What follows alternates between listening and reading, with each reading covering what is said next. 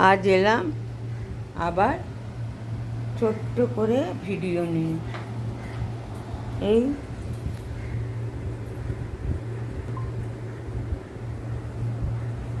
এই হচ্ছে ভাত, আর এখানে আছে আলু পেঁপের তরকারি।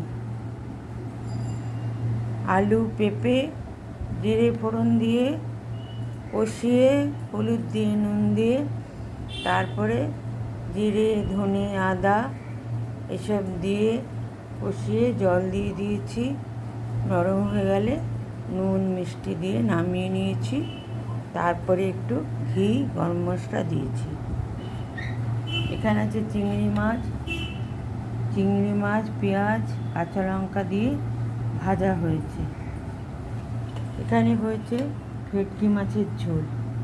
ভেটকি মাছ ভেজে জিরে ফোড়ন দিয়ে আলু ভেজে তারপরে জিরে ধনে টমেটো বাটা দিয়ে একটু আদা বাটাও দিয়েছি, দিয়ে কষিয়ে ঝোলটা করেছি। ঝোলটা ফুটে উঠলে মাছটা দিয়ে দিয়েছি। মাছটা হয়ে গেলে নামিয়ে নিয়েছি। এখানেও ভেটকি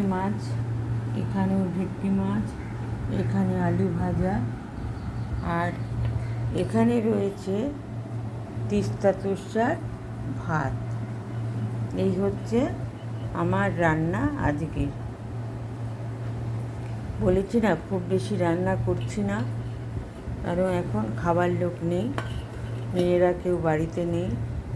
আমরা শুধু খাই, আমি, আমার বর, আর শিকা এসছে শিকা, আর কাজের বউরা।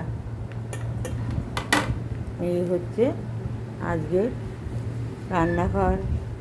খালি রান্নাঘরে কাজ সেরে দিয়ে ও চলে গেছে।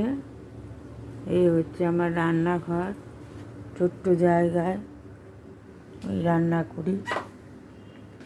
আর এই অবধি আজ দেখালাম, কাল আবার দেখা হবে। ছোট্ট ভিডিও নিয়ে কাল আবার আসবো। ভালো লাগলে লাইক কমেন্ট শেয়ার করবেন।